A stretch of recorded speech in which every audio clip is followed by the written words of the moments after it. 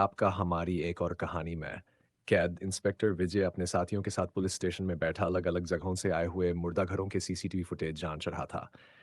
कई प्रयासों के बावजूद भी उसके हाथ कोई जानकारी नहीं मिल पा रही थी। वो उन फुटेज देखने में इतना खो गया था कि उसे अभी आभास नहीं था कि रात के 9 बज चुके हैं और उसके साथी अब घर जाना चाहते हैं।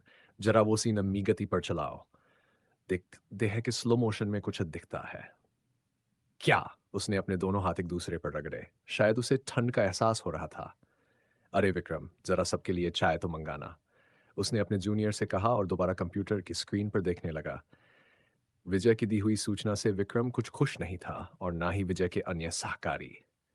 अरे यार विजय, छोड़ ना अब। रात के 9 बज चुके हैं। मेरे ख्याल के लिए इतनी जांच काफी है। सबको घर जाना है यार। तू चाहता है ना कि सब लोग कल सुबह ड्यूटी पर आए? विक्रम ने मुंह टेढ़ा मेढ़ा करते हुए अपनी बात कही। विजय ने एक नज़र सबकी ओर देखा और उनके चेहरों के भाव को मद्देनजर रखते हुए आज के दिन की जांच यहीं पर रोकने का फैसला किया।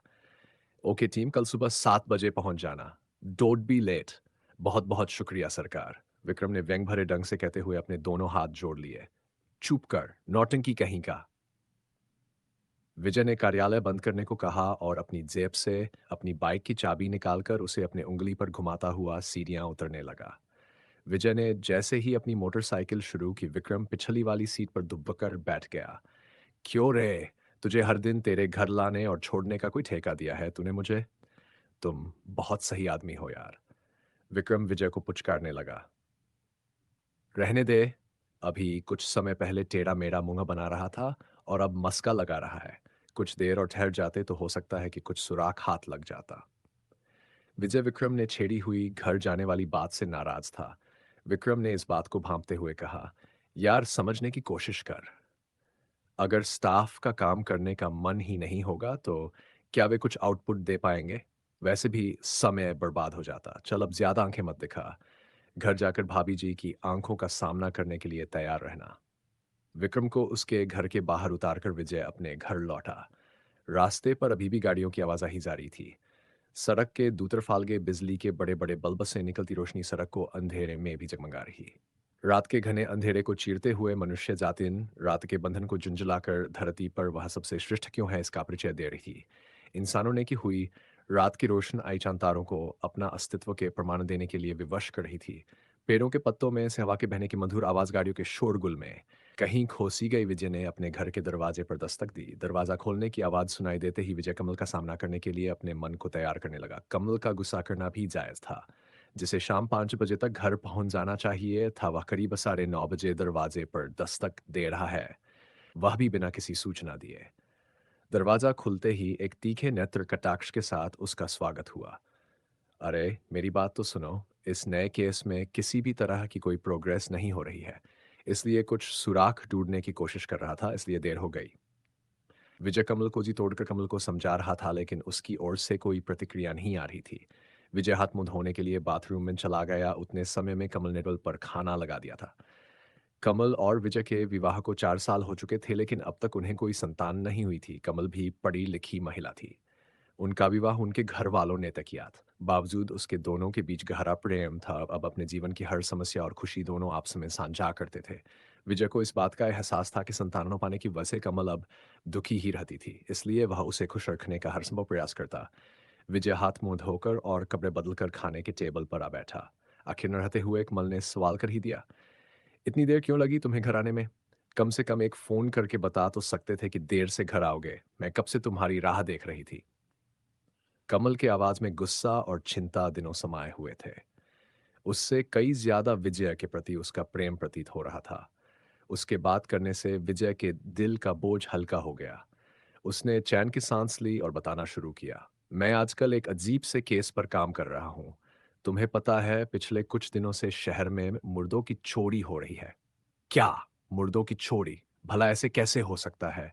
कौन पागल इंसान है जो लाशों की चोरी करेगा? कमल को विश्वास नहीं हो रहा था कि विजय सच कह रहा है। उसने शंका भरी नजरों से विजय की ओर देखा, मानो उसकी आंखें कह रही हो, कहीं तुम मुझसे कुछ छुपा तो नहीं रहे?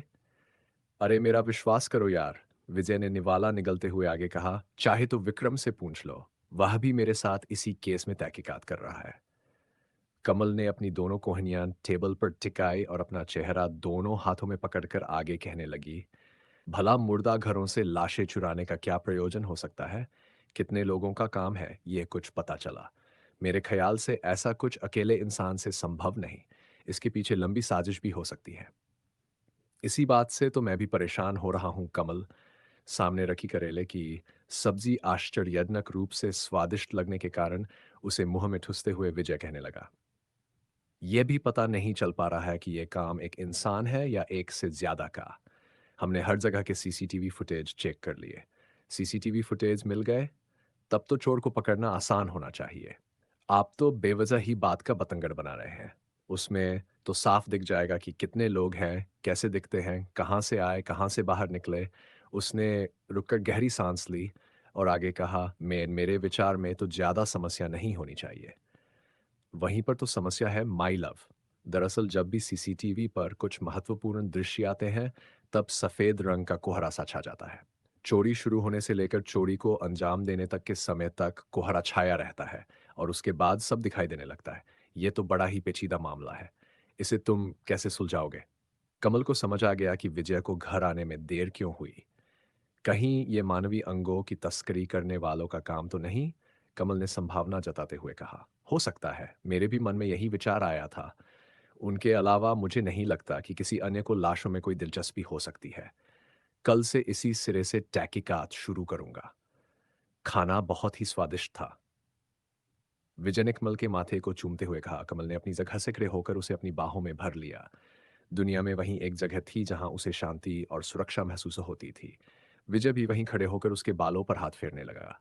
उसके काले घंघराले बाल आज भी वैसे ही जैसे 4 साल पहले। उसे संतान सुख न दे पाना विजय के जीवन की सबसे बड़ी पराजय थी, लेकिन उसने अब तक हार नहीं मानी थी। उसे विश्वास था कि ईश्वर कभी किसी के साथ बुरा नहीं करते और उसकी पत्नी के साथ भी बुरा नहीं करेंगे।